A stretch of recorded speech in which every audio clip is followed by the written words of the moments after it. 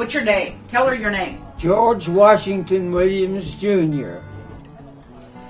I have 2 children, 7 grandchildren, and 17 great-grandchildren. June Williams was born in 1922 on July 14th to a family of 7 in which he was the oldest son.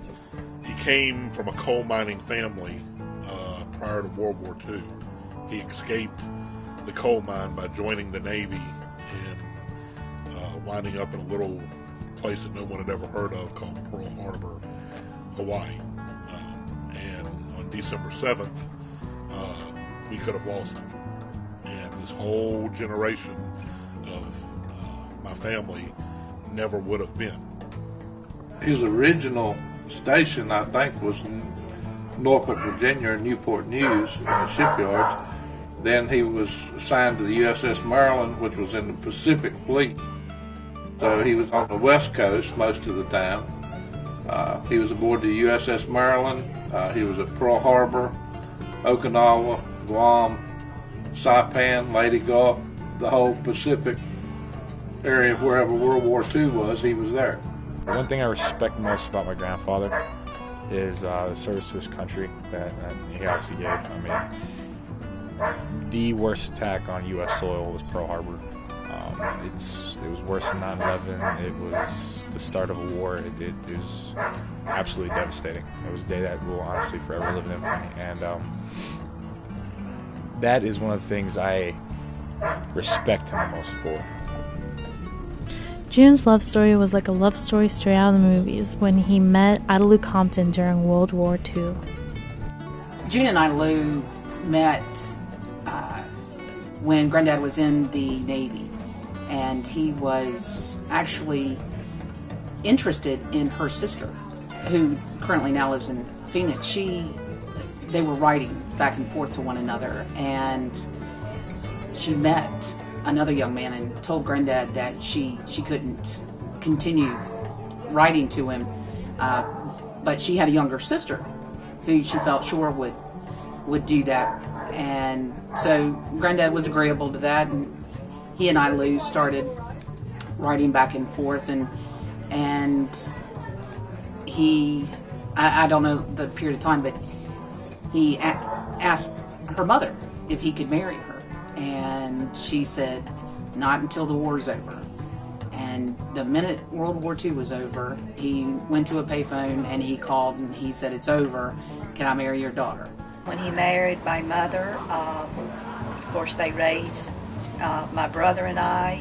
My dad has always been a working man. Over the later years, he has had some health problems, a couple of heart attacks, some bypass surgeries.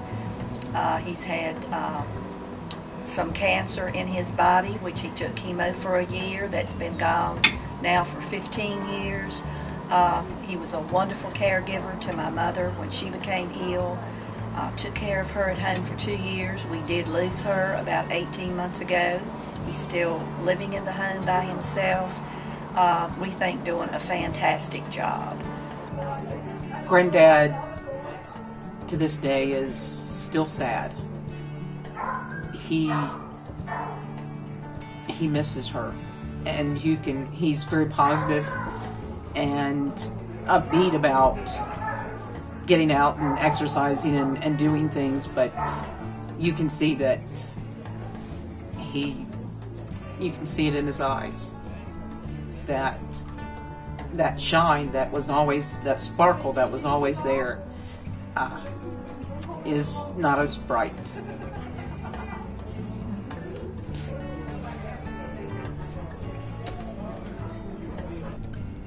June has been struggling to stay alive, and that within itself is a struggle. His love for his family is what's keeping him alive and strong and making him the man that he is right now, today. He's 90 years old, and he just recently, 6 months ago, celebrated his birthday and had 195 people show up to his 90th birthday. I mean, I can't even get that many friends on Facebook to congratulate me, so it's just absolutely amazing at this point in his life how many people still care about him, love him, cherish him, support him, look up to him. I mean, I know he's my hero, but there's numerous other people out there that look up to June and just realize how amazing of a guy he is. He's a very straightforward and honest person. If there's something on his mind he wants to tell you, he'll tell you. He was a very good father. He took care of my sister and I and my mother the best way he knew how, and everything turned out fine, but just an honest, straightforward person. That's how I would describe him. So, yeah, he's a pretty miraculous man. There's one more thing I'd like to say, and when I'm 90, I hope I'm just like you. Love you, Grandma.